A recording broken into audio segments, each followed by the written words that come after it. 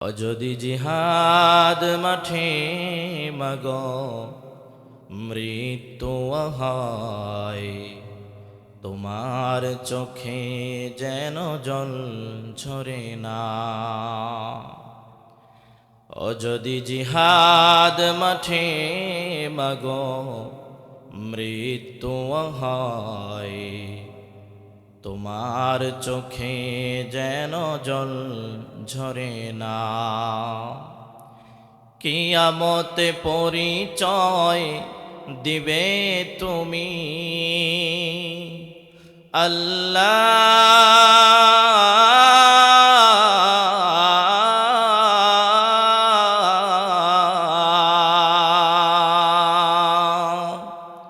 আমি শহীদের মা আল্লাহ।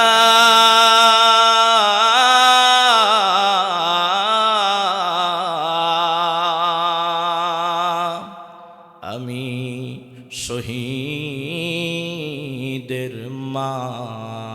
ও যদি জিহাদ মাঠে মাগো মৃত্যু হয়, তোমার চোখে যেন জল ঝরে না। ও যদি জিহাদ মাঠে মাগো মৃত্যু হয়, তোমার চোখে যেন জল ঝরে না। সকলে আওয়াজ দিয়ে পড়েন আমিন। সকলেই জোরে সোরে বলেন আলহামদুলিল্লাহ। আল্লাহু আকবার।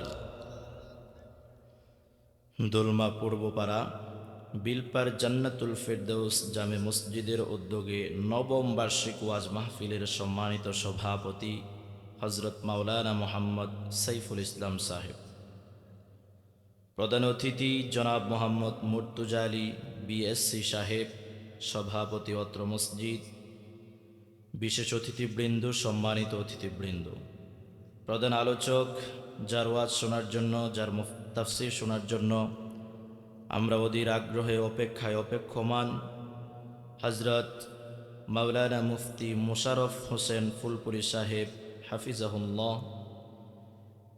বিশেষ আলোচক আমার প্রিয় বড় ভাই কারি মাওলানা উমর ফারুক কাহালগাঁওয়ী সাহেব হাফিজাহুল্লাহ। আল্লাহ রব্বুল আলামিন হজরতদেরকে যথাসময়ে স্টেজে এসে ওনাদের পবিত্র জবান মোবারক থেকে গুরুত্বপূর্ণ আমলি কথাগুলো আমাদেরকে শোনানোর তৌফিক দান করুন। সকলেই জোরে সোরে পড়ছি আমিন।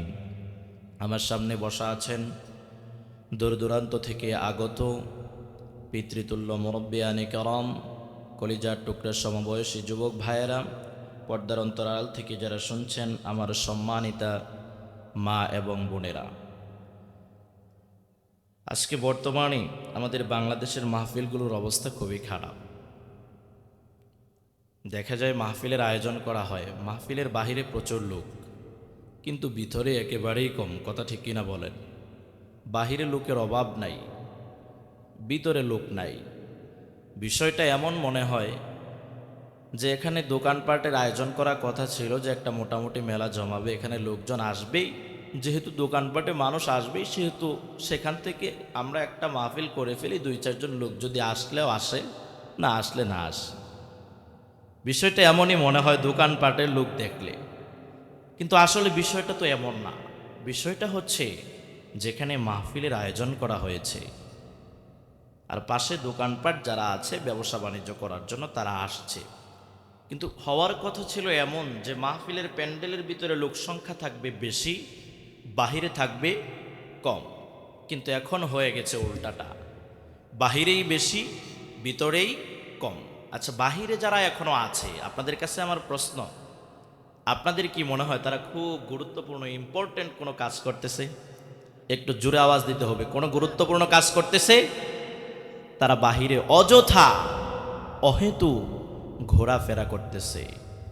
আমার কলিজার টুকরা যুবক ভাইয়েরা রাস্তা দিয়ে হাঁটতেছে, একবার এইদিকে যায়, একবার এইদিকে আসে, আবার কেউ মোবাইল নিয়ে ব্যস্ত, কেউ গার্লফ্রেন্ড নিয়ে ব্যস্ত, কেউ প্রেমিকা নিয়ে ব্যস্ত, কেউ চ্যাটিংয়ের মধ্যে ব্যস্ত, কেউ বা আবার ফ্রি ফায়ার আর পাবজি নিয়ে ব্যস্ত। কথা ঠিক কিনা বলেন?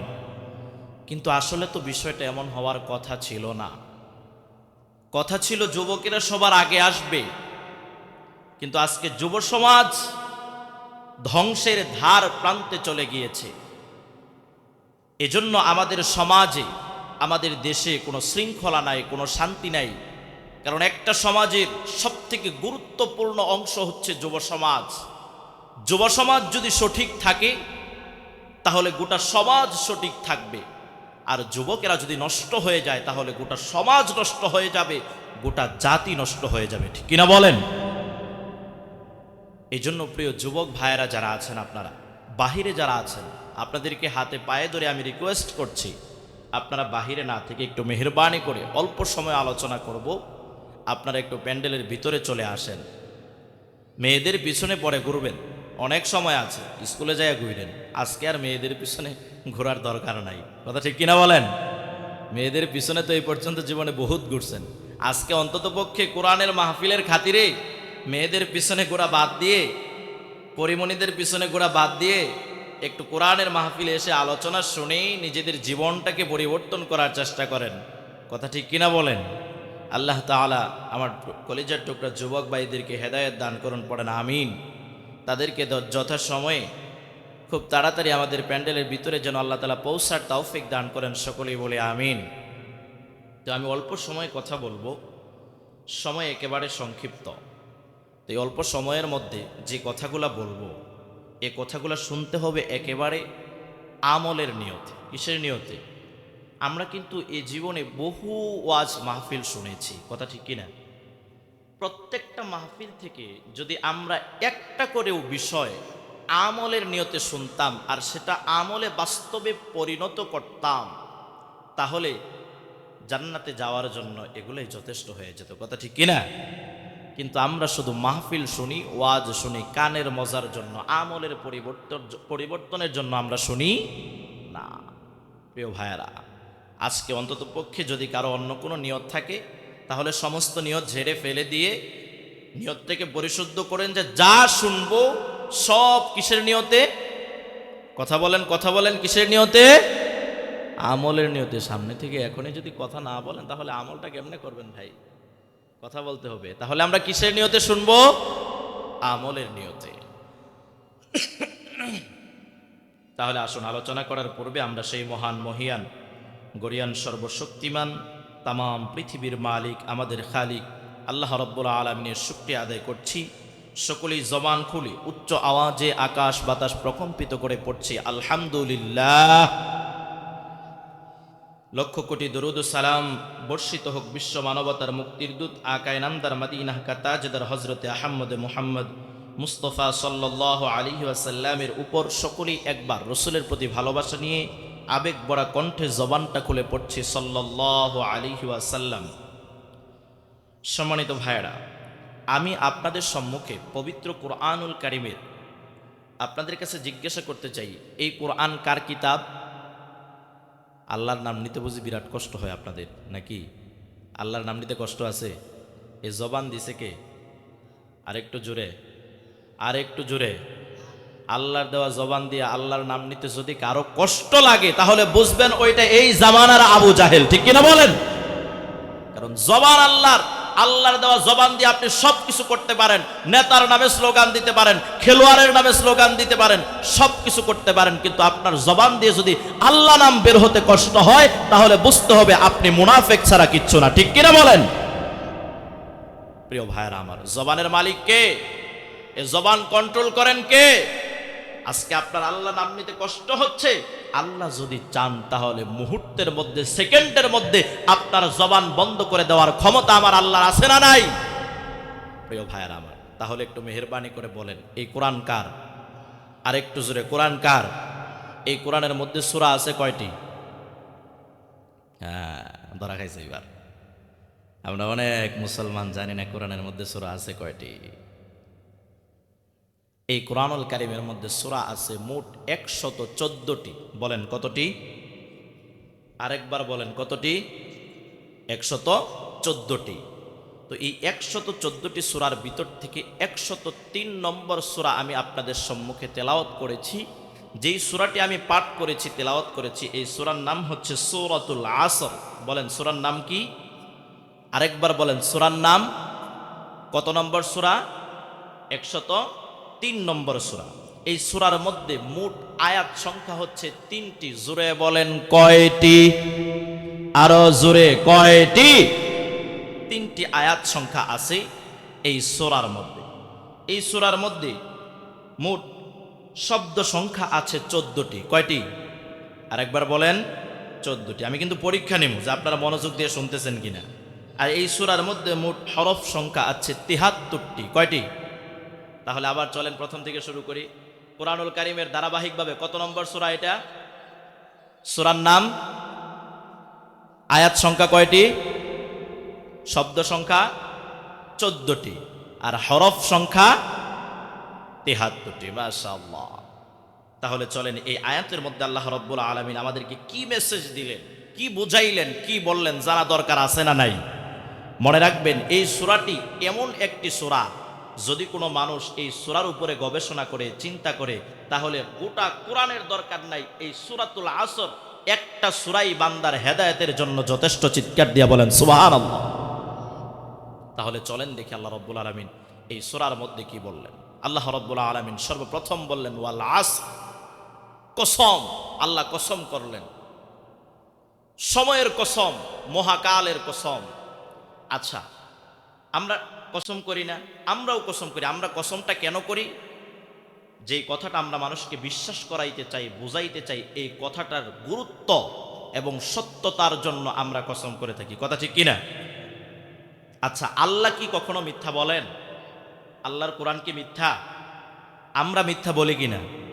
আমরা যদি কসম করি ভাই, তাহলে 100 কসম করলে 101টাই মিথ্যা। ঠিক কিনা বলেন? কিন্তু আল্লাহ কি কখনো মিথ্যা বলেন? আল্লাহ সব সময় সত্য বলেন। তারপর আল্লাহ রাব্বুল আলামিন কসম করছেন। কসম করে আল্লাহ বলছেন ওয়াল আসর, ও দুনিয়ার মানুষ শুনো, আমি আল্লাহ সময়ের কসম করলাম। গোটা কোরআনের মধ্যে বিভিন্ন সূরায়, বিভিন্ন আয়াতে, বিভিন্ন জায়গায় আল্লাহ রাব্বুল আলামিন বিভিন্ন জিনিসের কসম করেছেন। 3 ফলের কসম করেছেন, জাইতুনের কসম করেছেন, তুর পাহাড়ের কসম করেছেন, বিভিন্ন জায়গায় বিভিন্ন কিছুর কসম করেছেন আল্লাহ। সূরাতুল আসরের মধ্যে আল্লাহ রাব্বুল আলামিন সময়ের কসম কেন করলেন? এর কারণ হলো এই সূরাতুল আসরের মধ্যে আল্লাহ রাব্বুল আলামিন যেই বিষয় নিয়ে কথা বলেছেন, যেই বিষয় নিয়ে আল্লাহ রাব্বুল আলামিন আলোচনা করেছেন, সেই বিষয়টি হলো গোটা পৃথিবীতে আল্লাহর সবথেকে আদরের সৃষ্টি, যাদেরকে আল্লাহ রাব্বুল আলামিন নিজ কুদরতি হাতে সৃষ্টি করেছেন, মানুষের লাভ লসের হিসাব আল্লাহ করেছেন, মানুষের সফলতার ব্যর্থতার কথা আল্লাহ রাব্বুল আলামিন এই সূরার মধ্যে আলোচনা করেছেন। এজন্য আল্লাহ রাব্বুল আলামিন যেই মানুষের লাভ লসের হিসাব করেছেন, যেই মানুষের সফলতা আর ব্যর্থতার আলোচনা করেছেন, সেই মানুষের জীবনের সবথেকে ইম্পর্টেন্ট যেই জিনিস, সেই জিনিসের নাম হচ্ছে সময়। সেই জিনিসের নাম কি? সময়। এজন্য যেহেতু আমার প্রিয় ভাইরা, মানুষের জীবনে সব থেকে গুরুত্বপূর্ণ অংশ হচ্ছে সময়। এজন্য আল্লাহ রাব্বুল আলামিন সময়ের কসম করলেন, ও দুনিয়ার মানুষ, তোমরা তো সময়কে অযথা হেলায় খেলায় নষ্ট করে ফেলছো। তোমরা তো সময় চাষ্টলে বসে বসে নষ্ট করে ফেলছো, গীবত করতে করতে সময় নষ্ট করে ফেলছো। ও বান্দা, তোমরা কি জানো যেই দিন তোমরা দুনিয়ায় আগমন করেছো, দুনিয়ায় পদার্পণ করেছো, আমি আল্লাহ রাব্বুল আলামিন তোমাদেরকে নির্দিষ্ট একটা সময়, নির্দিষ্ট একটা সীমারেখা, নির্দিষ্ট একটা সময় নামের হায়াত দিয়ে দুনিয়ায় পাঠিয়েছি। যেই দিন তোমাদের হায়াত শেষ হয়ে যাবে, সেই দিন কিন্তু বান্দা আবার তোমাদেরকে আমি আল্লাহর কাছে ফিরে আসতে হবে। ঠিক কি না? তার মানে আমার প্রিয় মুসলমান ভাইরা, আল্লাহ রাব্বুল আলামিন আমাদেরকে নির্দিষ্ট একটা সময় দিয়ে পৃথিবীতে পাঠিয়েছেন। আমরা তো মনে করি আমাদের সময় বাড়তেছে, হায়াত বাড়তেছে, কিন্তু বিষয়টা এমন নয়। একটু গভীরভাবে চিন্তা করে দেখেন, যেই দিন আপনি মায়ের গর্ভ থেকে দুনিয়ায় আগমন করেছেন, আপনার সময় হচ্ছে 60 বছর, আপনার হায়াত হচ্ছে 60 বছর, আপনার হায়াত হচ্ছে 50 বছর। যেই দিন আপনি দুনিয়ায় আগমন করেছেন সেই দিন থেকে একটা দিন আপনার জীবন থেকে চলে গেল, তার মানে ওই 60 বছর থেকে একটা দিন আপনার কমে গেল, একটা দিন আপনি মৃত্যুর দিকে আগায়া গেলেন, একটা দিন আপনি কবরের দিকে আগায়া গেলেন। আপনার জীবন থেকে একটা মাস চলে গেল, আপনি একটা মাস কবরের দিকে আগায়া গেলেন। আপনার জীবন থেকে একটা বছর চলে গেল, আপনি কবরের দিকে মৃত্যুর দিকে একটা বছর আগায়া গেলেন। ঠিক কি না? প্রিয় মুসলমান ভাইয়েরা আমার, এজন্য আল্লাহ রাব্বুল আলামিন বান্দাকে সময়ের গুরুত্ব বোঝার জন্য বললেন, ও বান্দা, আমি আল্লাহ সময়ের কসম করলাম যাতে করে সময়ের গুরুত্ব তোমাদের ভিতরে চলে আসে। এই সময় হেলায় খেলায় নষ্ট করা যাবে না। আমি যেই সময় তোমাকে দিয়েছি বান্দা, এই সময়টা তুমি অযথা নষ্ট করো না। কারণ যখন মানুষ জান্নাতের ভিতরে চলে যাবে, জান্নাতের ভিতরে চলে যাওয়ার পরে মানুষের আর কোনো আশা আকাঙ্ক্ষা কিচ্ছু থাকবে না। কথা ঠিক কিনা বলেন? কোনো কিছু থাকবে? জান্নাতে কোনো কিছুর অভাব আছে? জান্নাতের ভিতরে কোনো কিছুর অভাব নাই। কিন্তু তারপরও বান্দা জান্নাতে যাওয়ার পরে একটা জিনিসের আফসোস করবে। কয়টা জিনিসের? জোরে বলেন কয়টা? একটা জিনিসের আফসোস বান্দা করবে, আর সেই জিনিসটার নাম হচ্ছে সময়। বান্দা জান্নাতে যাওয়ার পরে আফসোস করবে, হায় দুনিয়ার মধ্যে চাষটলে বসে যেই সময়টা আমি কাটিয়েছি, চাষটলে বসে যখন আমি আমার প্রতিবেশীর বউকে নিয়ে সমালোচনা করেছি, প্রতিবেশীর মেয়েকে নিয়ে যেই সময়টা আমি সমালোচনা করেছি, আজকে যদি আমি ওই দিন প্রতিবেশীর বউকে নিয়ে সমালোচনা না করে একটাবার সুবহানাল্লাহ পড়তাম, একটাবার আলহামদুলিল্লাহ পড়তাম, একটাবার আল্লাহর নামে তাসবিহ পড়তাম, তাহলে আজকে আমার জান্নাতটা আর একটু উন্নত হয়ে যেত। সুবহানাল্লাহ। এজন্য সময় নষ্ট করা যাবে? সময় নষ্ট করা যাবে না। তাহলে চলেন পরের আয়াতে যাই। আল্লাহ তাআলা ওয়াল আসর, সময়ের কসম করলেন। কসমটা কেন করলেন? এই কসম করে আল্লাহ আমাদেরকে কি বুঝাইলেন? আল্লাহ এরপরে কি বললেন আমাদেরকে? প্রিয় ভাইরা আমার, আল্লাহ রাব্বুল আলামিন সময়ের কসম করে আমাদেরকে বললেন, বান্দারা শোনো, ইন্নাল ইনসানা লাফি খুসর। জোরে বলেন আল্লাহু আকবার। আল্লাহ রাব্বুল আলামিন সময়ের কসম করে বললেন, ও দুনিয়ার মানুষ শুনো, আমি আল্লাহ বললাম ইন্নাল ইনসানা লাফি খুসর। ইন্না, নিশ্চয়, ইনসান মানে হচ্ছে মানুষ। ইনসান মানে কি? জোরে বলেন। ইনসান মানে হচ্ছে মানুষ। আল্লাহ বললেন ইন্নাল ইনসানা লাফি খুসর। আমি আল্লাহ বললাম নিশ্চয়ই দুনিয়ার সমস্ত মানুষ ক্ষতিগ্রস্তর মধ্যে আছে। কিসের মধ্যে? ক্ষতির মধ্যে আছে। ধর্মের মানুষ আছে, যত বর্ণের মানুষ আছে, সমস্ত মানুষের ব্যাপারে আল্লাহ বললেন ইন্নাল ইনসানা লাফি খুসর। আমি আল্লাহ বলে দিলাম গোটা পৃথিবীর সমস্ত মানুষ ক্ষতিগ্রস্তের মধ্যে ডুবে আছে। আল্লাহু আকবার। তাহলে আল্লাহ বললেন সমস্ত মানুষ কিসে ডুবে আছে? ক্ষতির মধ্যে ডুবে আছে। তার মানে আজকে যারা ওয়াজ শুনতে আইছি আমরা মনে হয় ক্ষতির মধ্যে নাই নাকি? আজকে বক্তা আমি মনে হয় আমার কোনো ক্ষতি টতি নাই। বিষয়টা এমন না। তা আল্লাহ যেহেতু বলছে ইন্নাল ইনসানা লাফি খুসর, নিশ্চয়ই সমস্ত মানুষ ক্ষতির মধ্যে ডুবে আছে, তার মানে আমরা সবাই ক্ষতিগ্রস্ত, আমরা সবাই ক্ষতির মধ্যে। ঠিক কিনা বলেন? প্রিয় মুসলমান ভাইরা আমার, কিন্তু আল্লাহ রাব্বুল আলামিন এর পরে বললেন যার ভিতরে 4টা বৈশিষ্ট্য আছে। কয়টা? জোরে বলেন আরেকবার। যার ভিতরে 4টা বৈশিষ্ট্য আছে ওই ব্যক্তি বাদে ওই ব্যক্তি ক্ষতিগ্রস্তের অন্তর্ভুক্ত নয়। সুবহানাল্লাহ। কয়টা বিষয়? 4টা। 1 নাম্বার আল্লাহ রাব্বুল আলামিন বললেন ইল্লাল্লাযীনা আমানু। যেই বান্দার ভিতরে, যেই ব্যক্তির ভিতরে ঈমান আছে ওই ব্যক্তি ক্ষতির মধ্যে পড়ে নাই। সুবহানাল্লাহ। প্রিয় মুসলমান ভাইয়ের আমার, তাহলে 1 নাম্বার কার প্রতি ঈমান? আরেকটু জোরে বলেন, কার প্রতি?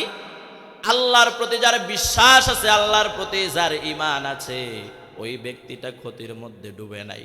কিন্তু আজকে আমরা তো বলি আমি ঈমানদার, 5 ওয়াক্ত নামাজ মসজিদে এসে পড়েই মনে করি আমি বিরাট বড় ইমানদার। না রে বান্দা না, 5 ওয়াক্ত নামাজ পড়লেই শুধু ইমানদার হওয়া যায় না। 5 ওয়াক্ত নামাজও পড়ে আবার সুদও খায় এমন মানুষ আছে না নাই? 5 ওয়াক্ত নামাজও পড়ে দুর্নীতিও করে এমন মানুষ আছে না নাই? 5 ওয়াক্ত নামাজও পড়ে আবার মিথ্যাও বলে এমন মানুষ আছে না নাই?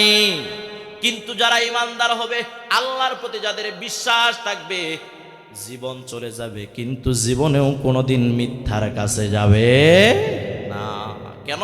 কারণ মিথ্যা হচ্ছে সমস্ত গুনাহের মূল, সমস্ত গুনাহের মা হচ্ছে মিথ্যা।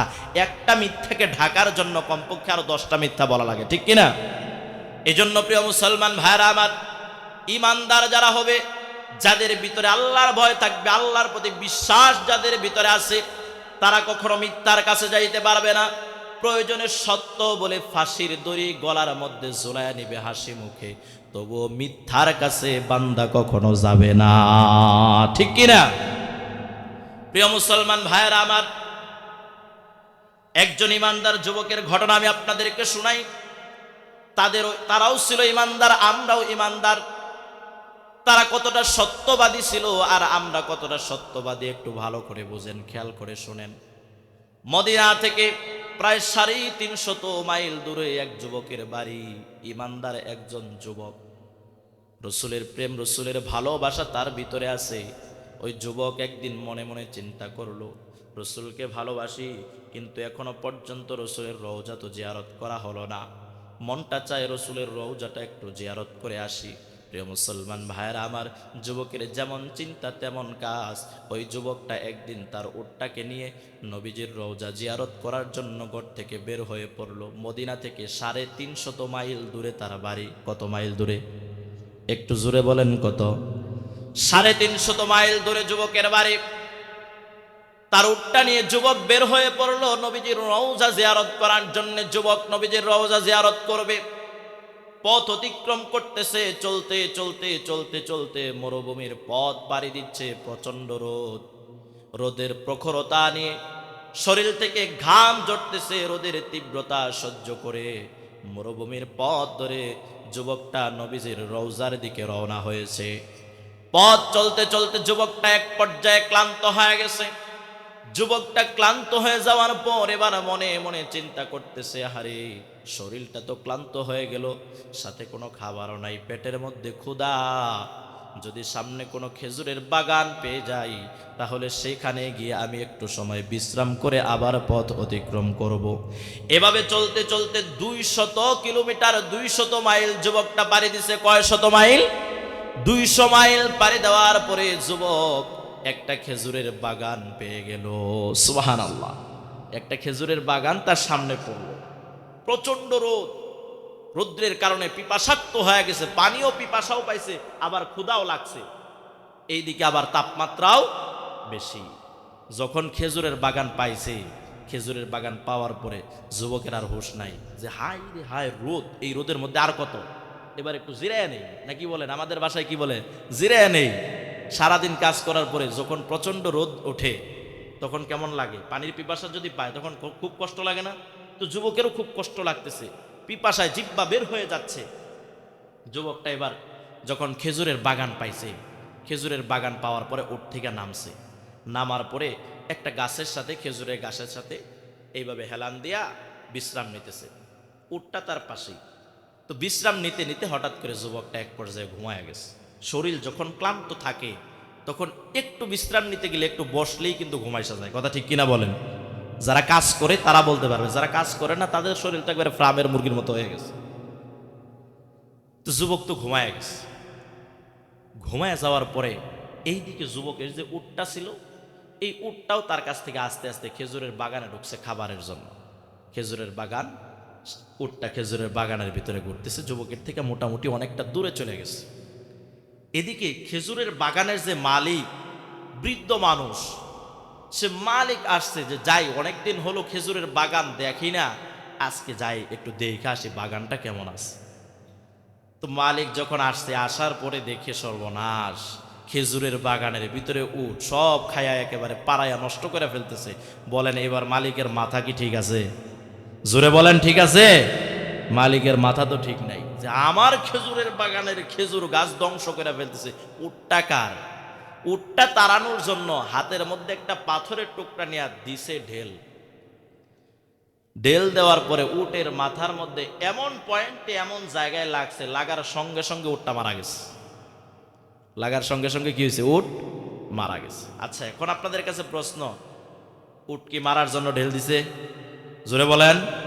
উট তো মারার জন্য ঢেল দেয় নাই, ঢেল দিছে উট খেদানোর জন্য, তাড়ানোর জন্য, কিন্তু এমন পয়েন্টে লাগছে উট মারা গেছে।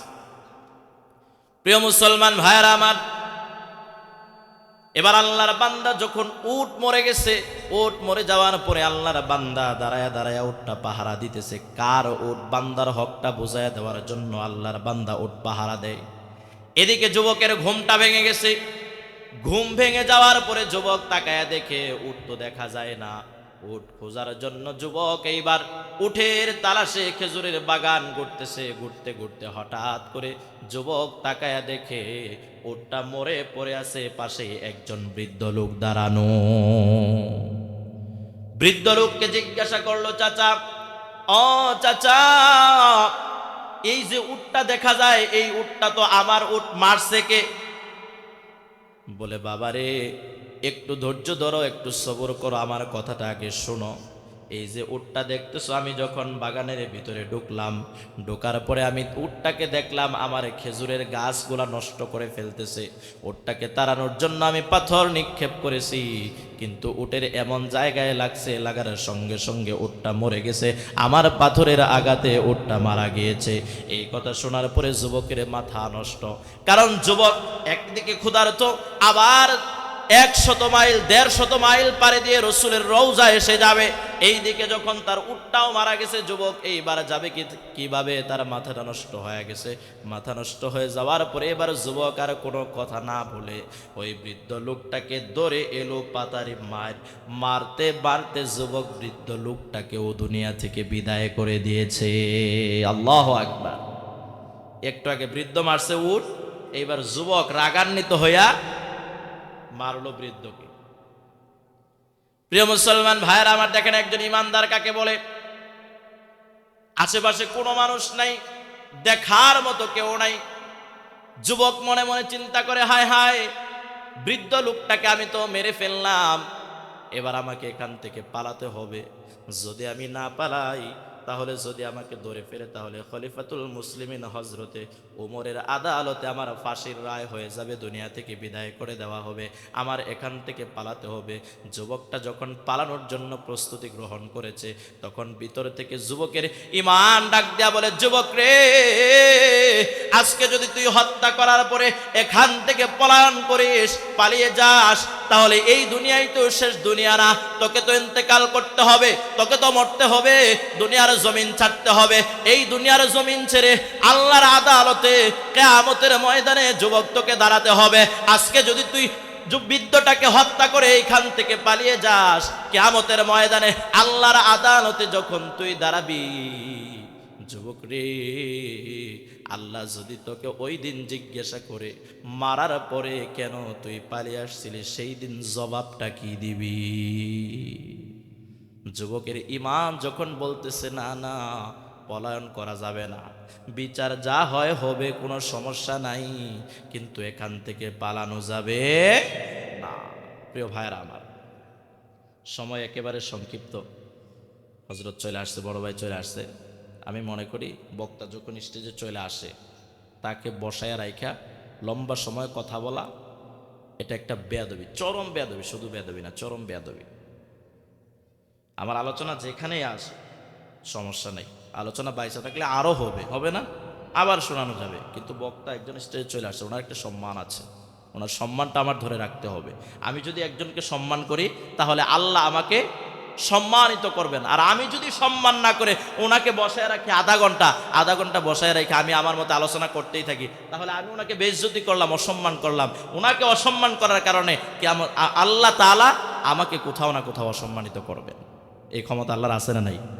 এজন্য আমি আমার আলোচনা এখানে স্টপ করে দিচ্ছি, ছেড়ে দিচ্ছি। যদি আল্লাহ রাব্বুল আলামিন তৌফিক দান করেন, তাহলে ভবিষ্যতে কোনোদিন যদি আল্লাহ সুযোগ করে দেন, আপনাদেরকে আলোচনা শোনাবো ইনশাআল্লাহ।